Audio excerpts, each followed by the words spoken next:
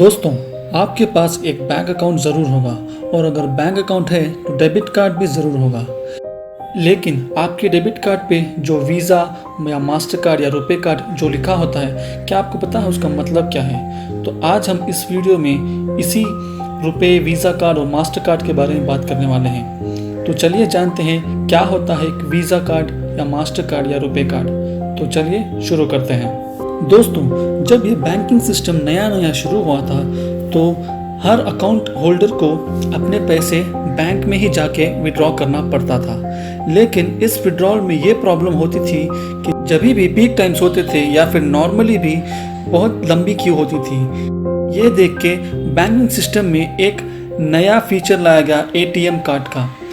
ATM card और debit card totally different होते थे। एटीएम कार्ड में ये होता है कि आपको अपने पैसे, आपके अकाउंट में जो पैसे हैं उसको विड्रॉ करने के लिए आपको एक एटीएम पे ही जाना पड़ता था। और ये फीचर उस टाइम के लिए बहुत ही रिलीफ लाया था अकाउंट होल्डर्स के लिए।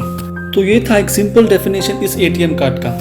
लेकिन इस एटीएम कार्ड का एक डिसएडवांटेज था कि अगर मुझे कहीं भी कोई शॉप में शॉपिंग करनी होगी तो मुझे अपने पैसे एटीएम पे ही जाकर विड्रॉ करना पड़ता था और उसके बाद मुझे कैश से ही ट्रांजैक्शन करना पड़ता था। तो इस डिसएडवांटेज को ओवरकम करने के लिए बैंकिंग सिस्टम में और एक कार्ड लाया गया जिसका नाम था डेबिट कार्ड। तो इस डेबिट कार्ड का इस्तेमाल करते हुए यूजर्स डायरेक्टली अपने पेमेंट रिटेलर्स के पास या फिर जहाँ भी वो शॉपिंग कर रहे हैं उस जगह पे कर सकते थे। लेकिन इस डेबिट कार्ड का ये डिसएडवांटेज था कि मैं ये पेमेंट जहाँ भी कर रहा हूँ उस रिसीवर के पास भी सेम बैंक अकाउंट होना चाहिए, यानी कि सेम बैंक में अकाउंट होना चाहिए। तो ये भी एक डिसएडवांटेज था इस डेबिट कार्ड का, क्योंकि व्यक्ति के पास वही बैंक में अकाउंट होना थोड़ा मुश्किल है या फिर उस व्यक्ति को हर बैंक में अपना अकाउंट खोलना पड़ेगा, जो कि इम्पॉसिबल है। तो इस मार्केट की कंडीशन को देखते हुए दो कंपनीज, एक थी वीज़ा और एक थी मास्टर कार्ड, इन दोनों ने ये सोचा कि क्यों ना हम इन सारे अकाउंट्स को, इन सारे बैंक्स को एक प्लेटफॉर्म में लाएं सो दैट ये जो बैंक अकाउंट होल्डर्स हैं ये अपना ट्रांजैक्शन कहीं भी, किसी भी कंट्री में, किसी भी जगह, किसी भी शॉप में अपना ट्रांजैक्शन कर सके। तो इस वीज़ा कंपनी ने अपनी मार्केटिंग शुरू कर दी और सब बैंक्स को कहा कि आप अपने सारे बैंक अकाउंट होल्डर्स की डिटेल्स हमारे साथ शेयर कीजिए और हम इन अकाउंट डिटेल्स को अपने पास सिक्योर रखेंगे, अपने सर्वर पे सिक्योर रखेंगे। और हर एक यूज़र को हम आपको एक सेपरेट यूनिक पिन देंगे जो आपको उनके डेबिट कार्ड पे प्रिंट करना है और आप हमारा लोगो भी साथ में उस डेबिट कार्ड पे प्रिंट कर दीजिए। तो इसका एडवांटेज क्या होगा कि आपका बैंक अकाउंट होल्डर जो भी है वो अपना ट्रांजैक्शन किसी भी कंट्री में कर सकेगा, क्योंकि ये वीज़ा और मास्टर कार्ड ऑलमोस्ट हर कंट्री में फैला हुआ है और ये ग्लोबली एक्सेप्टेड है। तो अब तक हमने देखा कि क्या है ये एटीएम कार्ड, डेबिट कार्ड और वीज़ा और मास्टर कार्ड। तो नेक्स्ट हम जानते हैं कि रुपए कार्ड जो इंडिया में ओरिजिन हुआ है, तो ये रुपए कार्ड क्या होता है। तो दोस्तों, अब हम बात करेंगे रुपए कार्ड के बारे में। तो दोस्तों, वीज़ा कार्ड और मास्टर कार्ड में क्या होता था कि क्योंकि ये फॉरेन कंपनीज है और हर कंपनी की तरह ये कंपनी भी अपनी एक ट्रांजैक्शन फीस रखती थी। फॉर एग्जांपल, आपने किसी दुकान पे या कहीं पे अपना कार्ड स्वाइप किया तो आपको कुछ परसेंटेज इन वीज़ा और डेबिट कार्ड उनकी सर्विस फीस के तौर पे आपको उनको पे करना था। और ट्रांजैक्शन को रिसीवर के पास आने के लिए भी थोड़ा 1-2 दिन लग जाते थे। तो ये देखते हुए इंडियन गवर्नमेंट का NPCI, national payments corporation of India, जो सारी इंडियन बैंक्स को मॉनिटर करता है, इन्होंने एक रुपए कार्ड लॉन्च किया था। और सारे बैंक्स को जैसे वीज़ा और मास्टर कार्ड ने एक प्लेटफॉर्म पे लाया था, वैसे ही इस रुपए कार्ड में भी सारे बैंक्स को एक प्लेटफॉर्म में लाया गया। और गवर्नमेंट ने भी बहुत सारा प्रमोशन किया कि हर बैंक को एक रुपए कार्ड अपने अकाउंट होल्डर्स को देना पड़ेगा।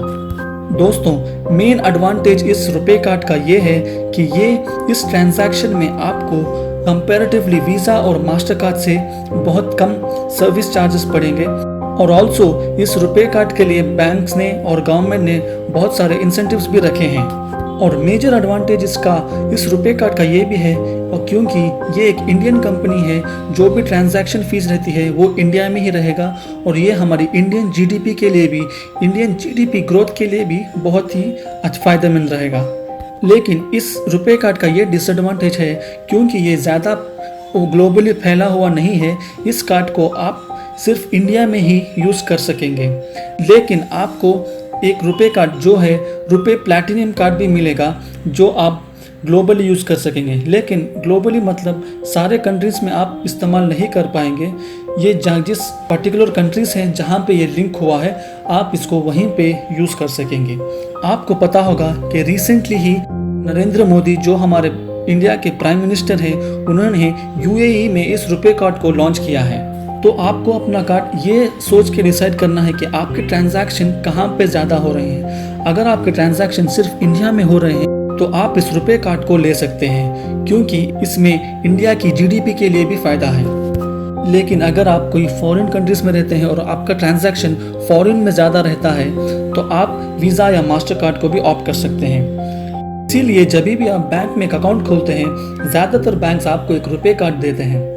लेकिन आपको अगर वीज़ा या मास्टर कार्ड चाहिए तो आप अपने बैंक से कहकर वो भी ज़रूर ले सकते हैं।